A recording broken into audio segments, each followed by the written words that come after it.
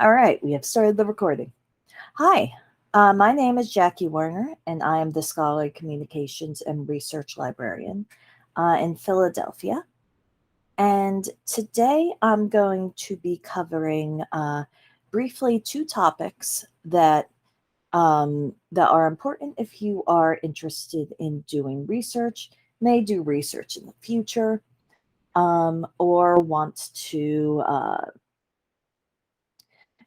to keep track of your research. So let me start presenting this. All right. So first I'm going to just show some slides. And after that, I will be showing some websites to show off some of the details. All right, let me present here.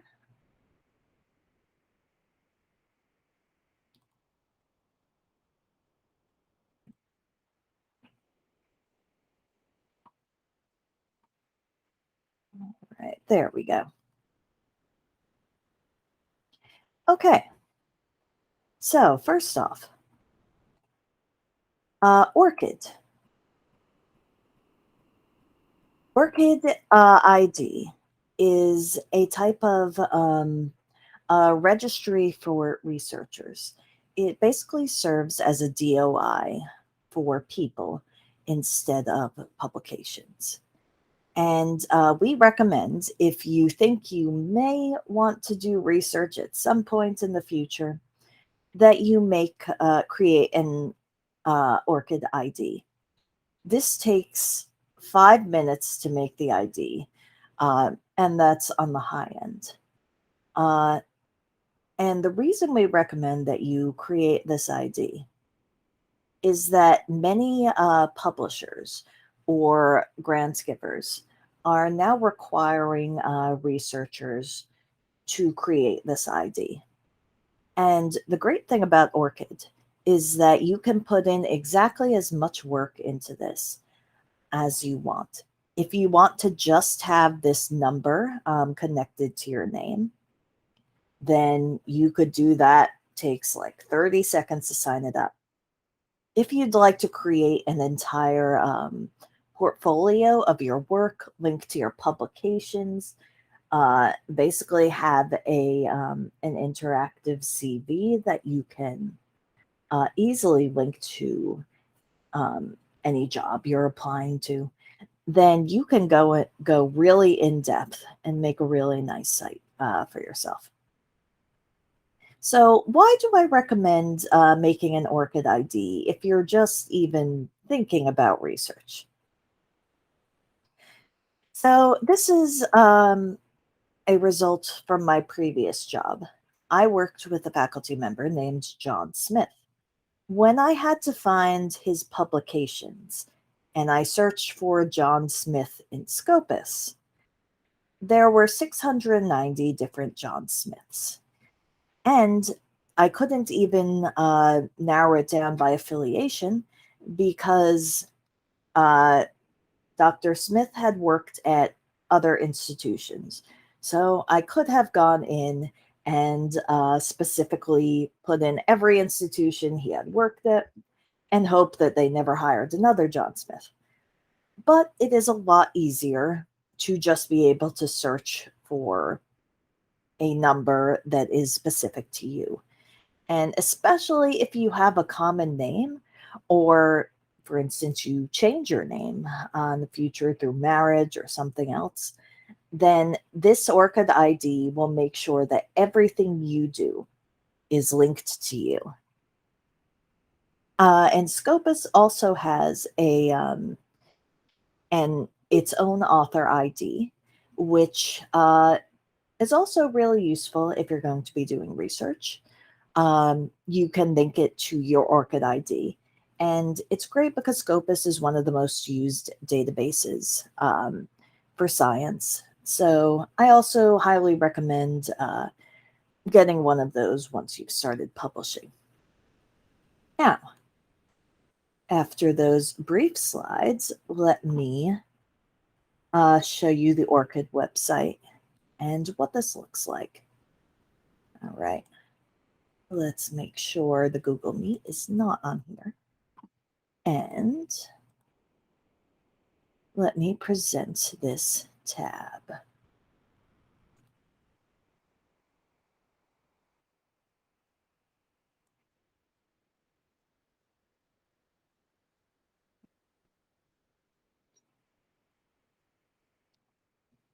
All right, which is the proper one. There we go. Okay, so here I've looked up our assistant director at the library, PJ Greer, and he has filled out a profile on his ORCID page. So over here, he has just the number. And then there's also a lot more information here. He's filled out his employment, education, qualifications, and his works, which links directly to these publications. So if you want to have an online portfolio of your work, it is very easy to do that. And I believe you can also include, say, unpublished work or things like presentations. So you don't have to set up your own website or anything. If you move to a different institution, it'll all still be there in one place. All right, so that is the basics of ORCID. And I'm also going to talk about something called ALTMETRICS. So let me go share my PowerPoint once more. Okay.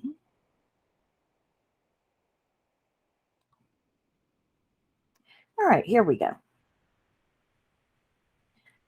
So ALTMETRICS is a method of measuring research impact. And one definition of research impact is when the knowledge generated by our research contributes to, benefits, and influences society, culture, our environment, and the economy. What this boils down to is how does the research that you've published actually impact the world that we live in, your field, and further on, as it says, society, culture, environment, and the economy. Research can have really far reaching impacts. And the best example of this for, for medical researchers is the COVID vaccine. So, that, for example, has some really obvious impact, but sometimes it's not so easy to tell. And research impact is very important for things like hiring, promotion, and tenure. Uh, when you've published a lot of articles, it's not just the number that you've published that's important, it's where you published and what is their impact. For example, if you publish an article in a front page article in Nature, then that's going to make people sit up and take notice more than publishing in just some random journal that was just created that people haven't really heard of. And there are many different ways to measure research impact. So I have an entire presentation on research impact, which will be up on the is up on the Digital Commons. So if you want to go more in depth into a lot of these different categories, you can go look at those slides. And there's probably a recording on our YouTube as well. So there are three major categories of research impact. And we're just going to be going into one of those categories. Journal level impact. How much does this journal have an impact on your field, on the world, etc.? So as I mentioned before, I was talking about journal level impact. Uh, Science and Nature are very high impact journals. A lot of people read them, a lot of people build off that research. The next type of impact is author level.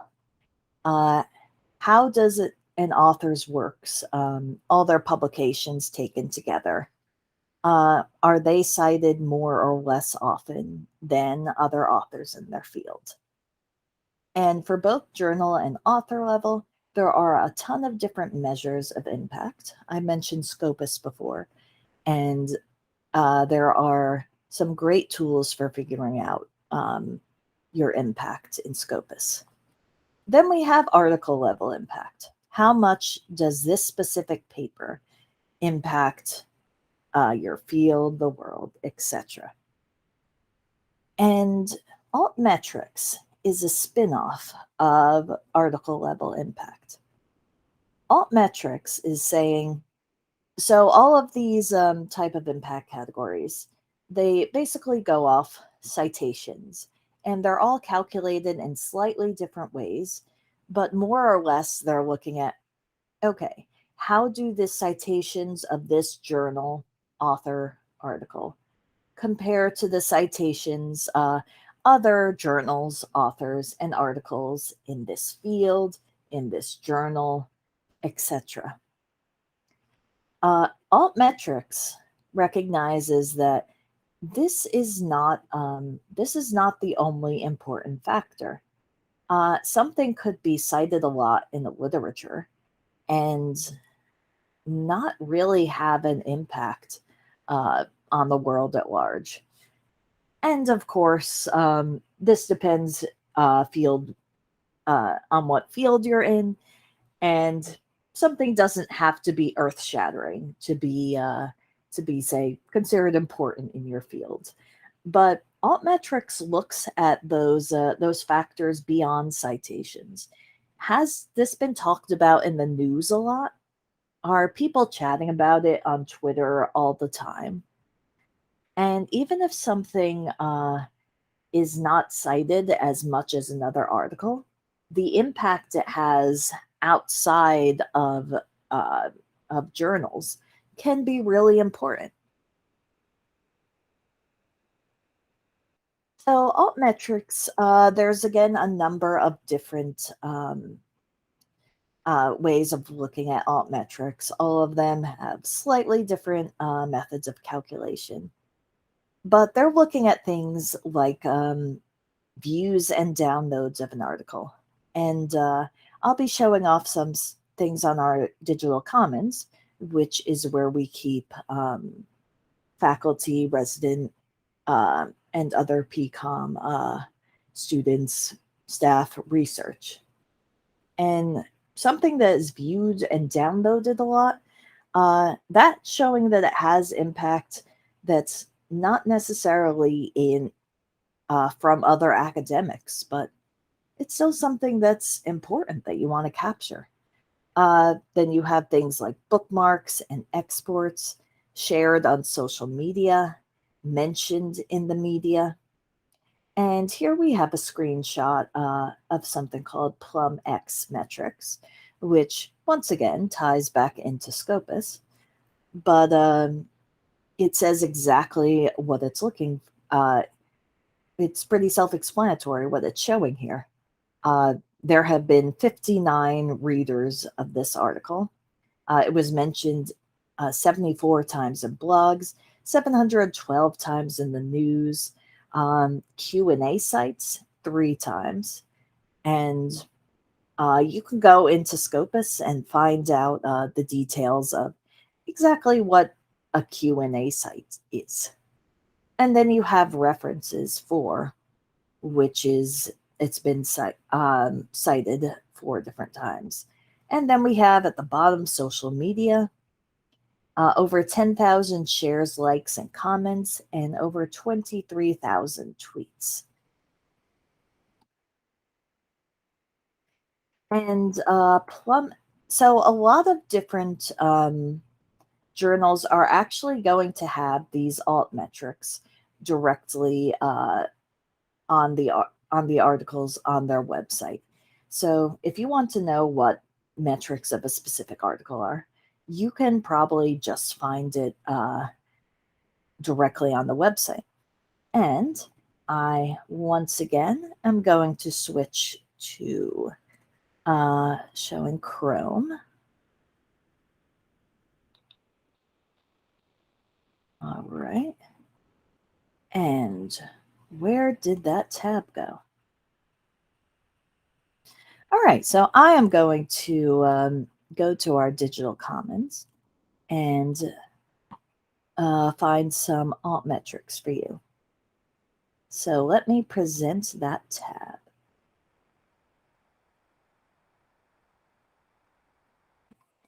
There we go. Okay, so if you haven't visited the digital commons, this is my area of expertise at PCOM. I highly recommend you do this. It contains, among other things, faculty and staff research, graduate medical education research, student research, research day posters. And the great thing about Digital Commons is that it comes with altmetrics. So, for instance, let's look at some dissertations. And these are not going to be cited that much compared to published articles. However, our dissertations and theses get a lot of interest from readers. So let me grab some older ones. And here we have a link to the Plum X metrics, which are altmetrics. And then you could click on the details. And it will show you things like the downloads and the abstract views. So even if this hasn't been cited, it's been downloaded 338 times. And let me pop over here again. Now, if I go to the Digital Commons dashboard, which shows activity throughout the entire everything that is present in the Digital Commons,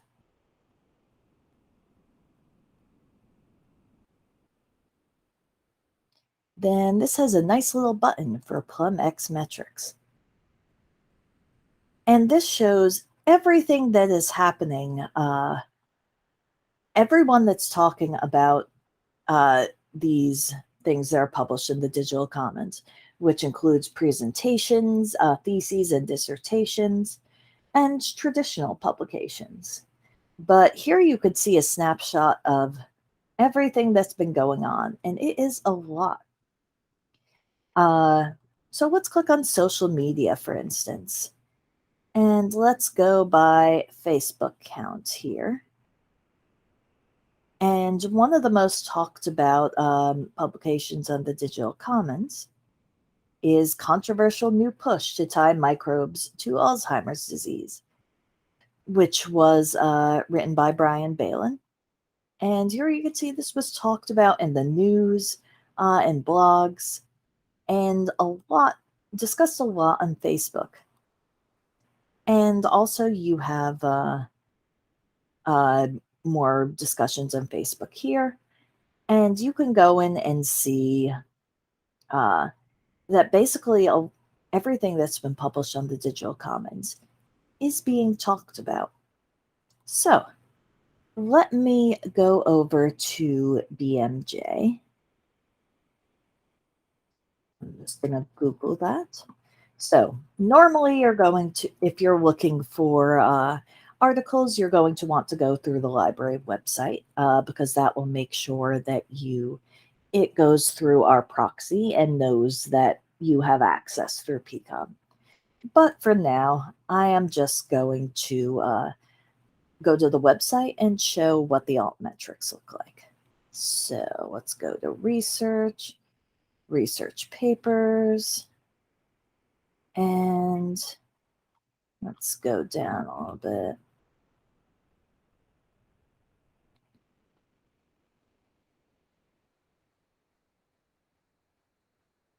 All right.